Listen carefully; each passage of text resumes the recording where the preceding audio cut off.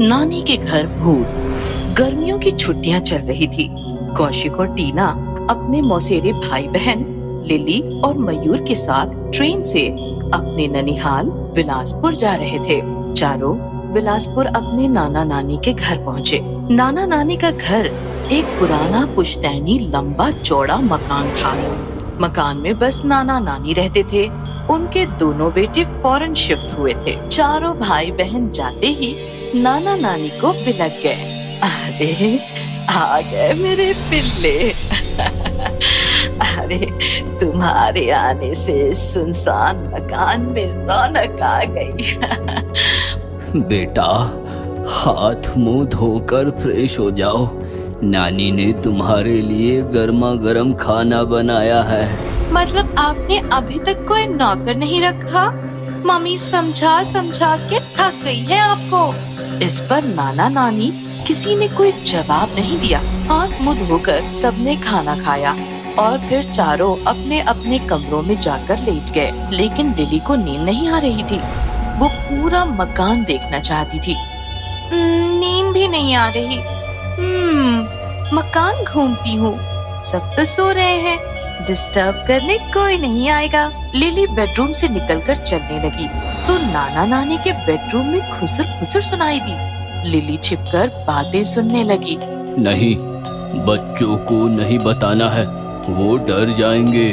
अरे पर वर कुछ नहीं, मैं जरा बाहर से टहल के आता हूँ। लिली घबरा गई और नाना जी के बाहर आने से पहले ही पीछे की तरफ भागने लगी ताकि नाना जी उसे ना देखें। भागते भागते वो काफी दूर आई कि अचानक किसी ने उसे एक कमरे में खींच लिया और दरवाजा बंद हो गया। कमरे में काफी अंधेरा था और एक सीढ़ी खड़ी थी जो ऊपर दूसरे माले पर निकलती थी। कौन है? किसने खींचा मुझे अंदर? टीना, मयूर, मैं जानती हूँ तुम लोग ही मस्ती कर रहे हो। तभी अचानक लिली की पीठ पर किसी ने हाथ रखा। लिली ने पीछे मुड़कर देखा तो उसकी रूह कांप गई। एक भयंकर भूत खड़ा हंस रहा था। लिलिया बिटिया, आओ मेरे पास आओ।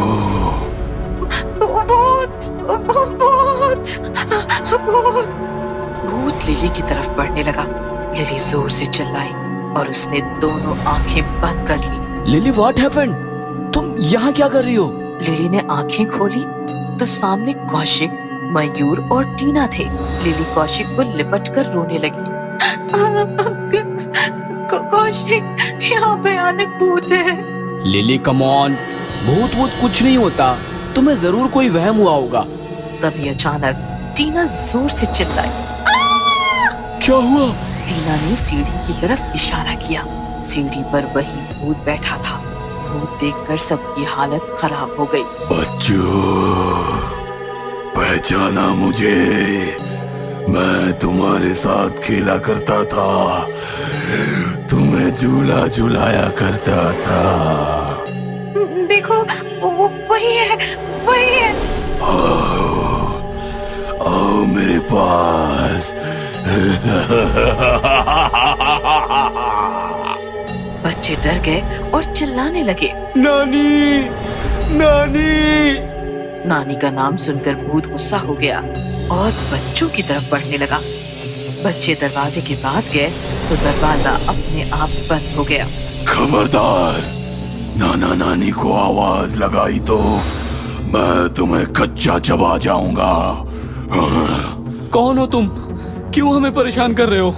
भूत बच्चों के पास आया और उसने कौशिक को उठाकर हवा में फेंक दिया। कौशिक जोर से जमीन पर गिर पड़ा। ओह गॉड, मर गया। फिर भूत ने एक एक करके सबको हवा में उछालकर घायल कर दिया।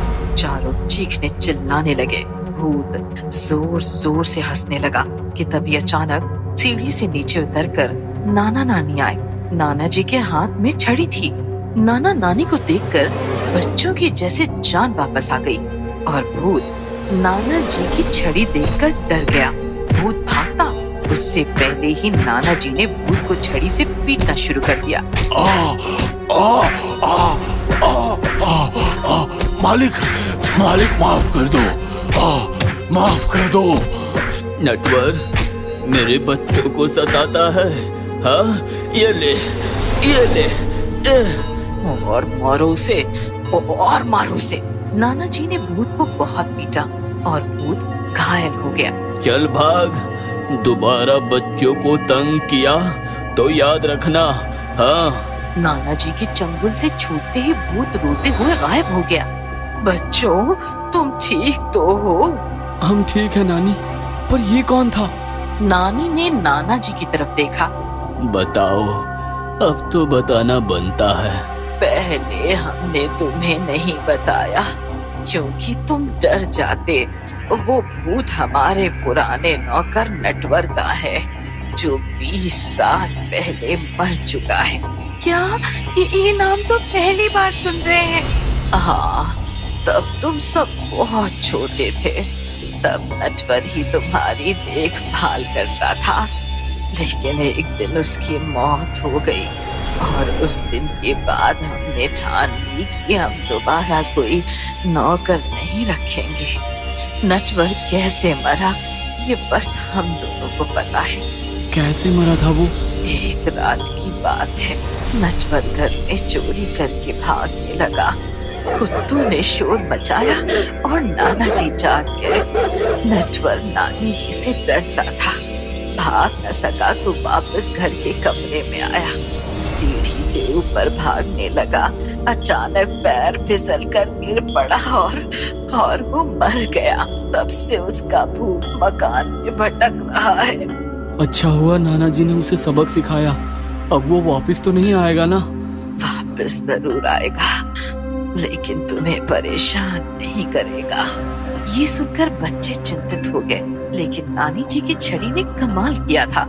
उस दिन के बाद बच्चों को नटवर का भूत मकान में फिर कभी नहीं दिखा।